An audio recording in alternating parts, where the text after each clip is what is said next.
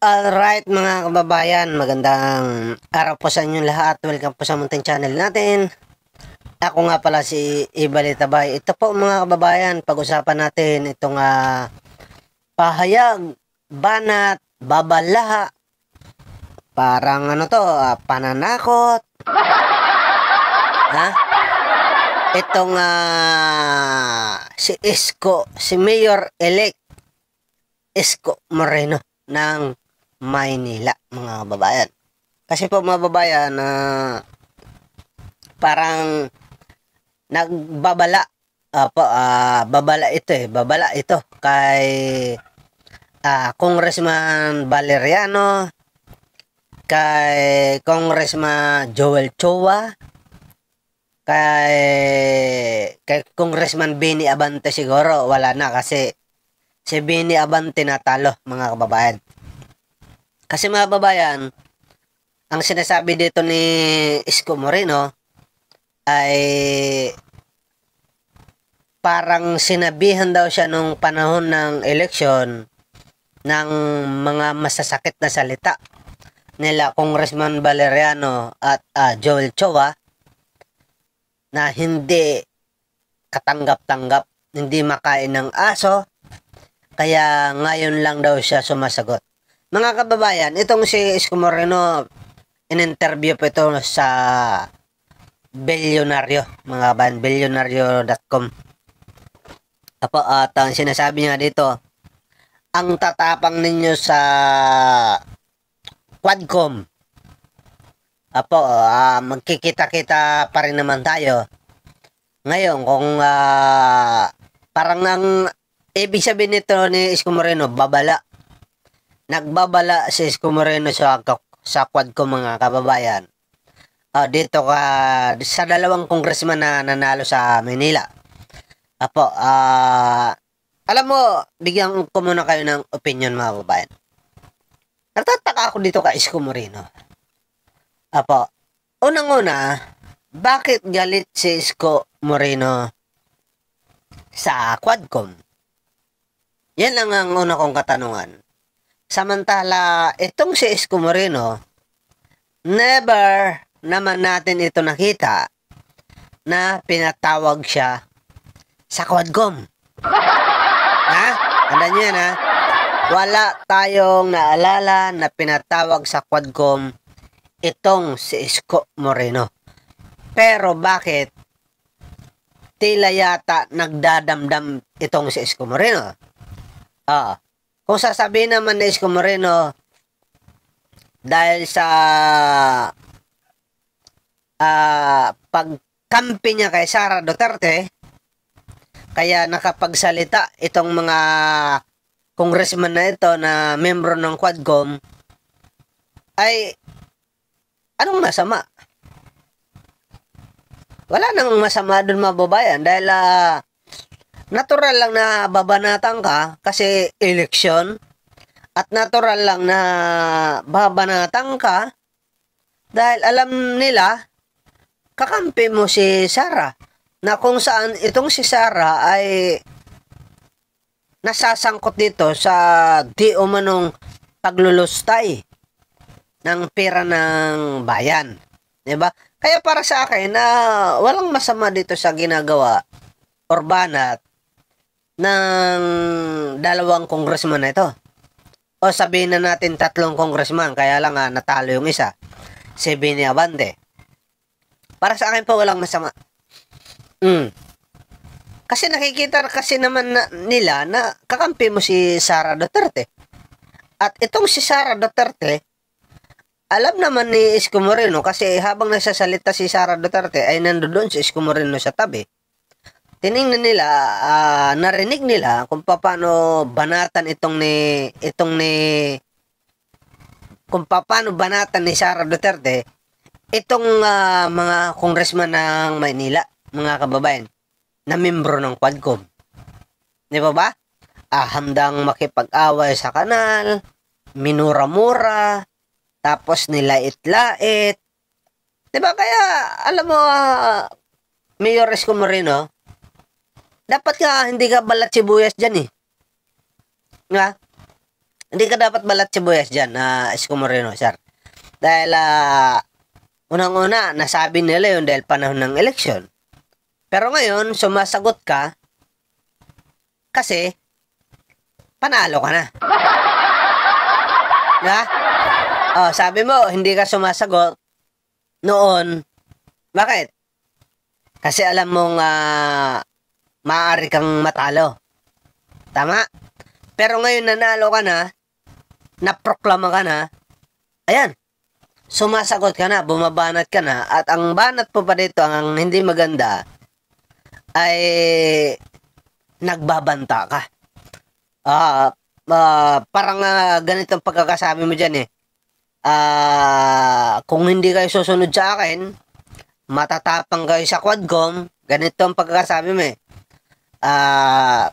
magkikita-kita pa rin tayo. Parang ganun parang ang gusto mo nga ipabatag dito, dahil ikaw ay mayor, kailangan na sumunod ang lahat sa'yo.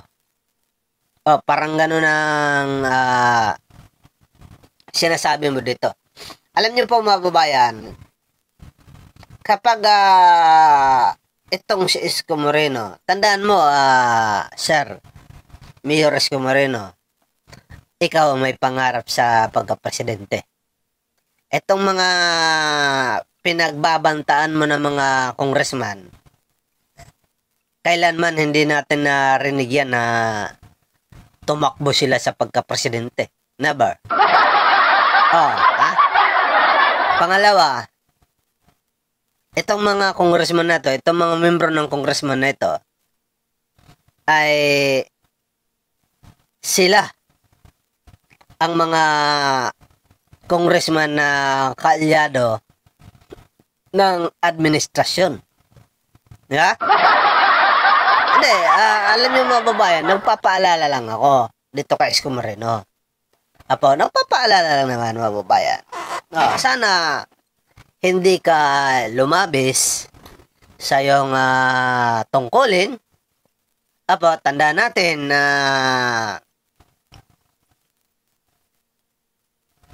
marami ang mga congressman. Yun lang naman mga babayan. Alright.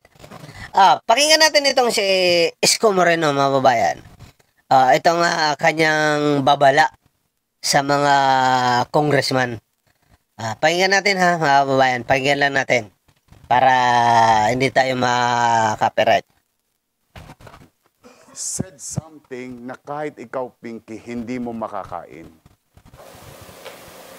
O yun ang katotohanan.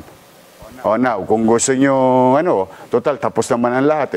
Said something na pati ikaw hindi mo makakain. Parang ang sinasabi dito ni Isko Moreno, parang may nasabi itong mga congressman na membro ng Quadcom dito kay Isko Moreno na hindi kayang sabihin, hindi kayang kainin.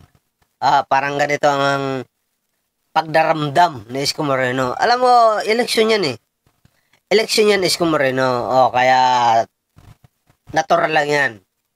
Eleksyon yan Ikaw nga, tapos ng eleksyon, nagsasalita ka pa, tagbabanta ka pa Di ba? Alam naman natin na pag eleksyon nandyan talaga ang siraan. Siraan talaga yan to the max. Eleksyon yan Kaya lang, ikaw, hindi ka sumagot ng panahon ng eleksyon.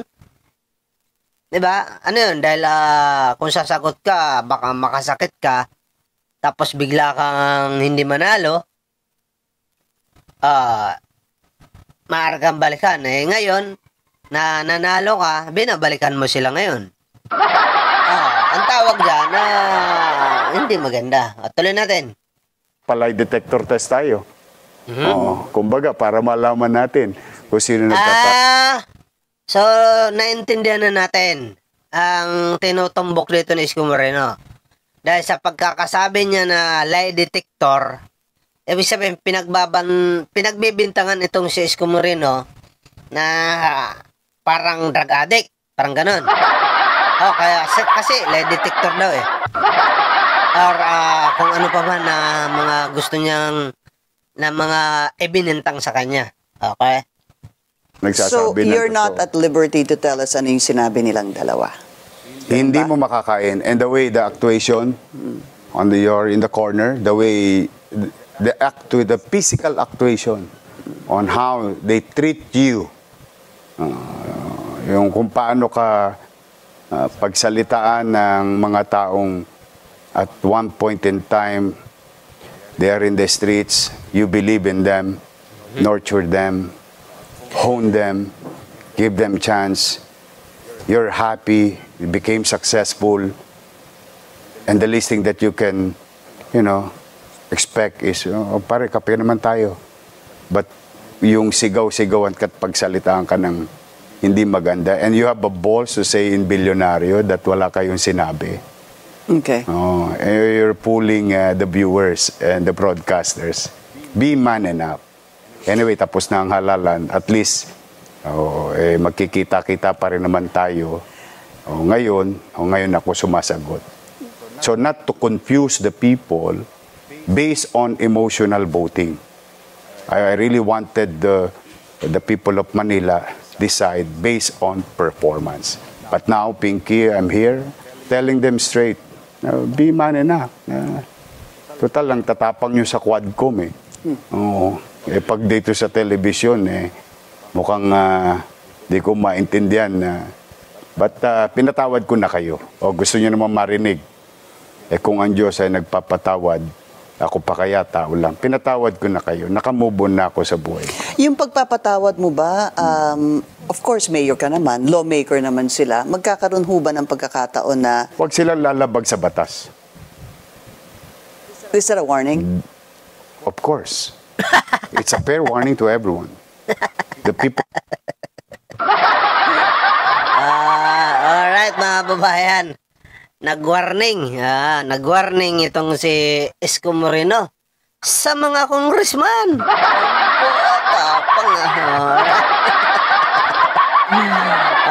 Ipagpatuloy mo yan, Isko Moreno, ha? Pagpatuloy mo yan. Mukhang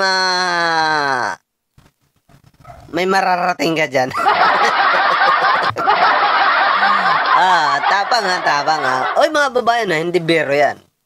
Hindi yan biro yung pagbabanta ni Isko Moreno. Pagwawarning ni Isko Moreno sa mga congressman na membro ng Quadcom. Kasi kung ako ang congressman, teka lang, lawmaker ako. Ha? Nako, Isko, baka mamaya halongkatin yung mga ari-arian mo dyan. Ha? Baka mamaya biglang halongkatin yan. Ari-arian mo dyan, di iyak ka ngayon.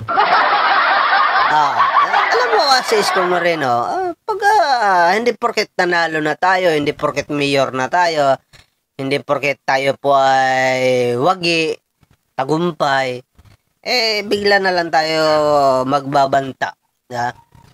Sa tingin mo, kailan pa ba sumunod or kailan pa ba sumuway sa batas itong mga congressman? Na? Yung kung tinutukoy mo yung Quadcom, alam naman natin na may mga ebidensya naman silang inilatag doon. Hindi nila yan na kusa or gawa-gawa. Diba? Alam naman natin yan na, sir. Diba? Ito ay ano lang naman, paalala. Paalala naman. Tandaan mo nung naging mayor ka dyan, Isko Moreno, wala kang kaaway kahit na isa. Kaya matagumpay, nakatakbo ka pa nga sa pagka-presidente. Ngayon, parang napakarami mo na yatang kaaway. Dapat ibalik mo yung iniidolo namin noon na Isko Moreno na walang kaaway. Oo, ibalik mo yun, no? Dahil kumapit ka lang kay Sara Duterte, parang sinasabi ng iba dito, lalo kang yumabang. Ha? Hayaan mo ang iba na mayroon silang usigin katulad ng mga Duterte. Wag mo nang kampihan. Ganun talaga ang politika. Sa'yo na nga nanggaling niya. Behave. Di ba? Behave lang, Isko Moreno, sir. Alright? Alright, mga babayan, abangan na lang natin yan na kung gusto ninyong mapanood yung full video ng interview ni Isko Moreno. Nandiyan dyan po yan sa billionario.com. Apo, in-interview po yan ni Pinky Web. Itong si Isko Moreno. Apo, nandiyan dyan po yan, mga babayan. Puntahan nyo na lang. Alright, mga babayan, salamat. See you next vlog po natin, mga babayan.